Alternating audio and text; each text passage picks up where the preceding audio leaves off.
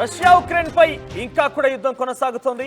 అయితే ఇటీవల కాలంలో భారతదేశ ప్రధాని నరేంద్ర మోదీ ఉక్రెయిన్ పర్యటనకు వెళ్లారు. ఉక్రెయిన్ పర్యటన ఉన్నంత సేపు, నరేంద్ర మోదీ అక్కడ పర్యటిస్తున్నంత సేపు కూడా రష్యా ఎటువంటి దాడి చేయకూడదని నిర్ణయించుకుంది. ఆయన ఎప్పుడైతే ఉక్రెయిన్ దాటి బయటకు వచ్చేసారో మరోసారి దాడి మొరం చేసింది. ఇక రష్యా దాడిలో ఇప్పుడు 5గురు మృతి చెందారు. సుమారుగా 37 మందికి తీవ్ర గాయాలయ్యాయి. రష్యాపై డ్రోన్లతో ప్రతిదాడికి దిగుతోంది ఉక్రెయిన్. అయితే ఏంజెల్స్, సరోటో నగరాల టార్గెట్గా దాడి చేస్తోంది. 26-11 ముంబై అటాక్స్ను గుర్తు చేస్తున్నాయి ఈ దాడులన్నీ కూడా. అయితే నవంబర్ 26న ముంబైలో ఎటువంటి అటాక్స్ జరిగాయి, అటువంటి అటాక్లని ప్రస్తుతం ఉక్రెయిన్ రష్యా మధ్య జరుగుతున్న ఈ భీకర దాడిలో వాటిని గుర్తు చేస్తున్నట్టు కనబడుతోంది. 38 అంతస్తుల బిల్డింగ్ పై డ్రోన్ అటాక్ చేసింది ఉక్రెయిన్. ఇక 20 పైగా వాహనాలు ధ్వంసమయ్యాయి, పలువురికి గాయాలు కూడా అయ్యాయి. రష్యా ఉక్రెయిన్ యుద్ధం ఇప్పుడు మొదలైంది కాదు, సుమారుగా సంవత్సరం పైగా కావస్తోంది. రష్యా ఉక్రెయిన్ పై భీకరంగా దాడులు చేస్తోంది. ఉక్రెయిన్ అదే స్థాయిలో తిప్పికొట్టే ప్రయత్నం కూడా చేస్తోంది. నాటో దేశాలన్నీ కూడా ఉక్రెయిన్కి పూర్తి మద్దతునిస్తున్నాయి.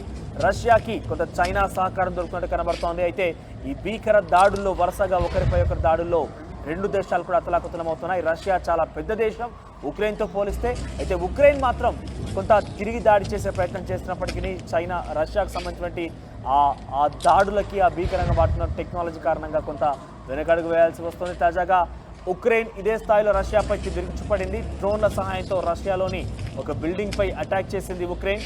సుమారుగా ఏంజెల్స్, సరాటో నగరాలపై టార్గెట్గా దాడికి దిగింది. ఈ డ్రోన్ దాడిలో ఒక్కసారిగా 37 మంది మృతి చెందారు. ఇక రష్యాపై దాడిలో ఉక్రెయిన్పై రష్యా దాడిలో 5గురు మృతి చెందారు, 37 మంది కూడా తీవ్ర గాయాలయ్యాయి. సో వరుసగా జరుగుతున్న ఈ ఘటనల కారణంగా ముంబైలోని గతంలో నవంబర్ 26న జరిగినటువంటి ఘటన ఒక్కసారిగా గుర్తు చేస్తుంది. 30 అంతస్తుల బిల్డింగ్ పై డ్రోన్తో అటాక్ చేసింది. 20కి పైగా వాహనాలు ధ్వంసమయ్యాయి.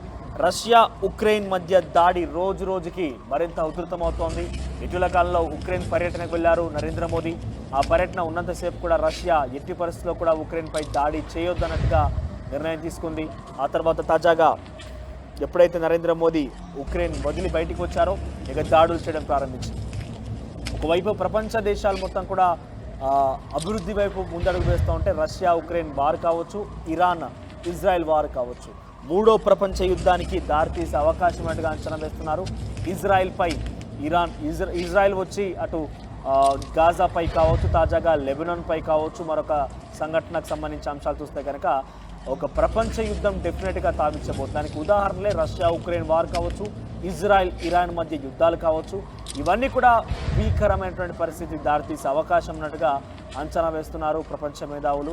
సో మరోవైపు ఇక్కడ రష్యా ఉక్రెయిన్కి సంబంధించి తాజాగా మాట్లాడుకుంటే కనుక ఈరోజు ఈ దాడిలో 37 మంది పైగా తీవ్ర గాయాలయ్యి 5గురు మరణించారు. సో డ్రోన్ల సహాయంతో భీకరంగా ఉక్రెయిన్పై రష్యా కావచ్చు, ఆ తర్వాత రష్యాపై ఉక్రెయిన్ కూడా దాడులు చేస్తున్నాయి. పరస్పరంగా దాడుల మధ్య సామాన్య జనం మొత్తం కూడా ఉక్కిరిబిక్కిరవుతున్నారు.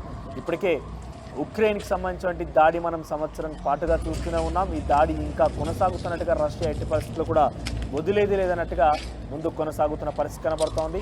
సో తాజాగా 38 అంతస్తుల బిల్డింగ్ పై డ్రోన్ అటాక్ చేసింది ఉక్రెయిన్. ఈ నేపథ్యంలో 20కి పైగా వాహనాలు ధ్వంసమయ్యాయి, పలువురు గాయాలు కూడా. మీరు చూసిన ఆర్టీవీ స్క్రీన్ పైన ఆ శిథిలాలన్నీ కూడా ఏ రకంగా చెల్లాచెదురుగా పడి ఉన్నాయో చూడొచ్చు. సో కార్లు పార్క్ చేసినట్టుగానే ఉన్నాయి, కానీ ఆ బిల్డింగ్ పైన అటాక్తో బిల్డింగ్లోని గ్లాసులు కావచ్చు, కొంత ఫర్నిచర్ మీరు చూస్తే ఆ చోట ఎక్కడైతే దాడి జరిగిందో ఆ దాడి జరిగిన సందేశం మనం చూస్తున్నాం. సో అక్కడ పూర్తిగా కూడా ధ్వంసం అయిపోయి ఆ శిథిలాలు మొత్తం కూడా కింద పడిపోయాయి. చాలామంది కిందటువంటి మరణాలకు కారణమయ్యాయి. ఆ తర్వాత చాలామంది గాయాల పాలు కూడా అయ్యారు. ఆ కార్ల మీద పూర్తిగా శిథిలాలు పడడంతో కార్లు కూడా పూర్తిగా ధ్వంసం అయిపోయాయి.